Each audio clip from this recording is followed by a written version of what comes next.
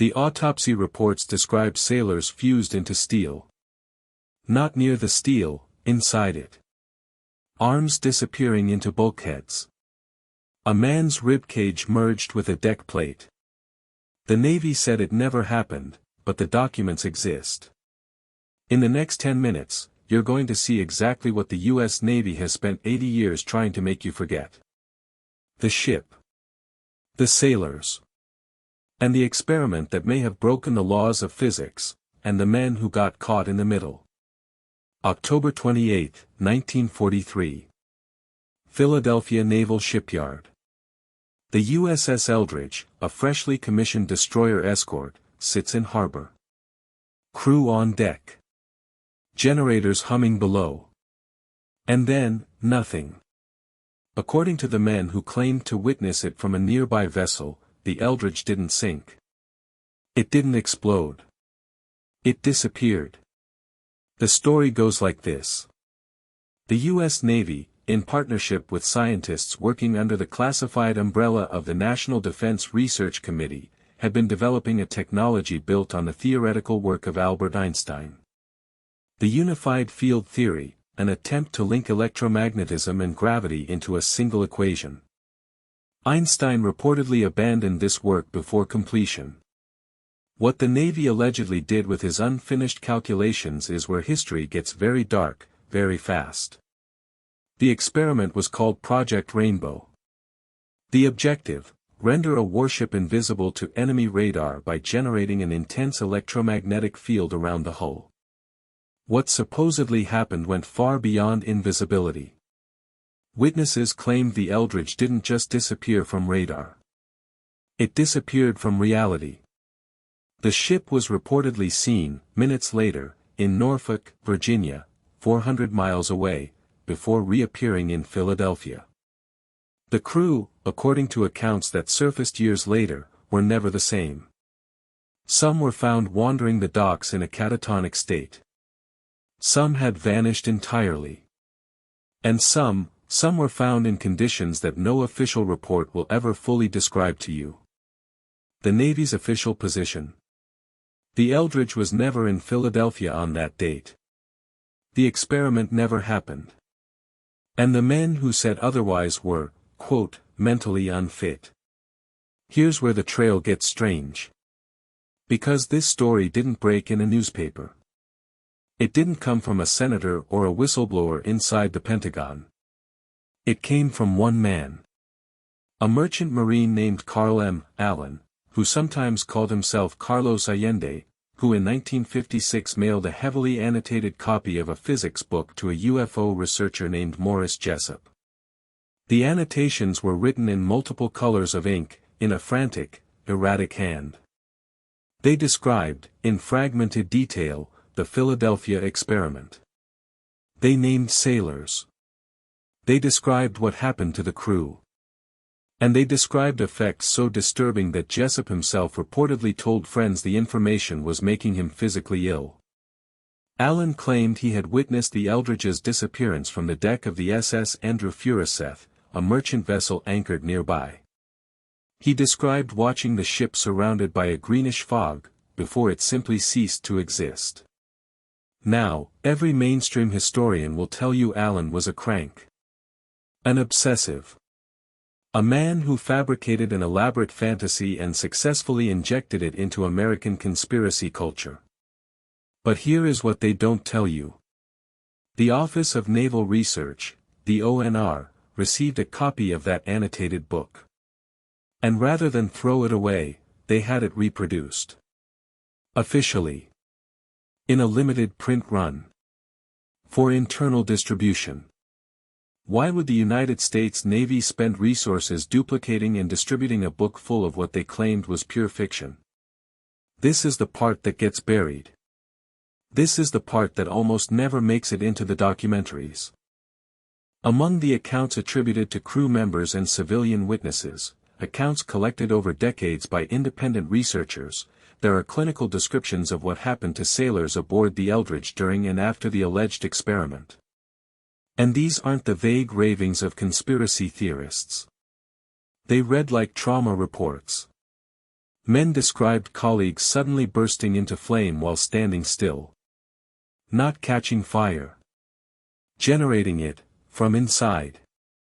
One account describes a sailor who walked through a solid bulkhead and was found on the other side, half conscious, with no memory of how he got there. And then there are the ones who didn't walk anywhere. Multiple independent accounts describe sailors found in states that should be physically impossible. Limbs intersecting with metal surfaces. Not attached. Not pressed against. Inside. The cellular structure of human tissue, according to these accounts, appeared to have merged at the molecular level with the steel of the ship itself. The term used in the most clinical version of these accounts is metallomorphic fusion. Think about what that means. Think about what an electromagnetic field powerful enough to bend spacetime would do to the human body if the mathematics were even slightly wrong. You are 70% water. You are held together by the same electromagnetic forces the experiment was trying to weaponize. If the field generator worked, you wouldn't just become invisible. You would become part of the ship. Now. You might be building a counterargument right now. The Eldridge's deck logs. The crew testimonies. The official timeline that places the ship nowhere near Philadelphia on the dates in question. Those arguments exist. And in 60 seconds, we're going to walk through exactly why the Navy's own documentation may be the most sophisticated part of the cover-up. But before we get there, you need to understand something that almost no one talks about. Something that connects this experiment not just to a vanishing ship, but to a pattern. A documented, verified pattern of the U.S. military conducting experiments on its own personnel without consent, without oversight, and without mercy. Because the Philadelphia experiment doesn't stand alone. It stands in a line. MKUltra. Operation Sea Spray. The Tuskegee experiments. These aren't conspiracy theories, they are documented, declassified, proven instances of the U.S. government conducting covert experiments on human beings. Civilians. Soldiers. Citizens who had no idea they were subjects. MKUltra ran for 20 years. The CIA dosed Americans with LSD without their knowledge, induced psychotic breaks, and monitored the results. When it was finally exposed in 1977, the director of the CIA testified before Congress. He didn't deny it. He apologized for it. Operation Sea Spray. 1950, the U.S. Navy, the same institution, sailed ships off the coast of San Francisco and aerosolized bacteria over the city.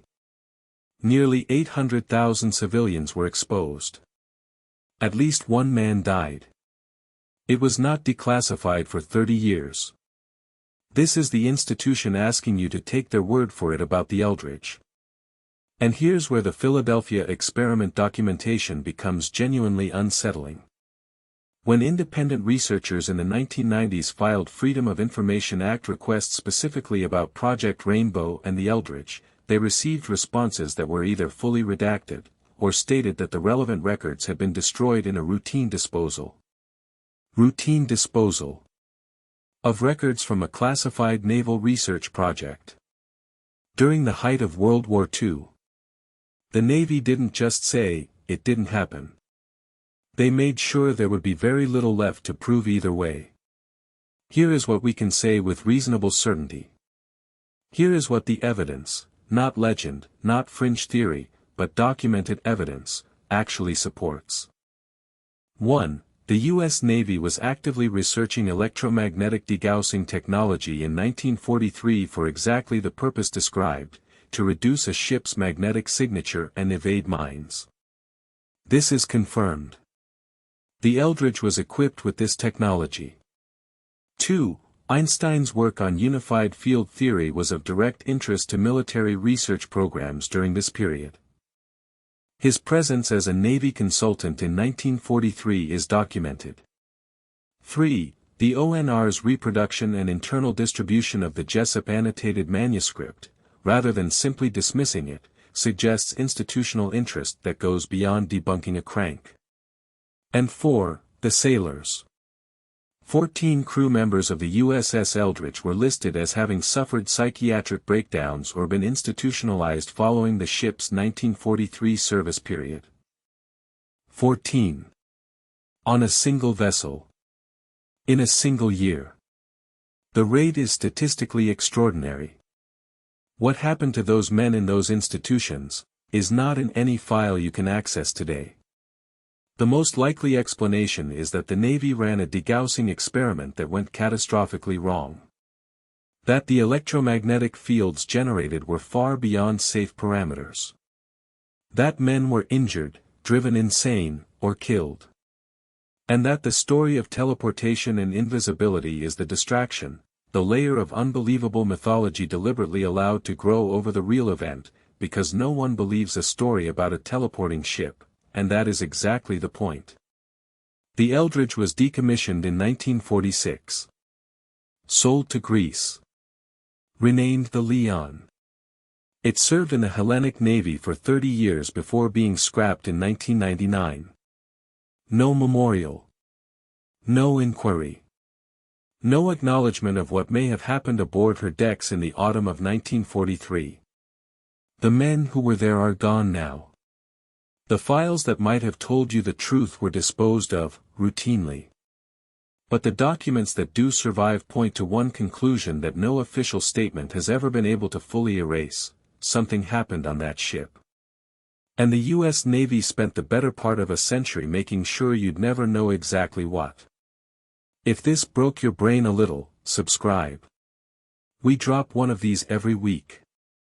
And next time, we're going inside Operation Paperclip, the classified program that brought Nazi scientists into the heart of the American government, gave them new names, new faces, and handed them the keys to NASA.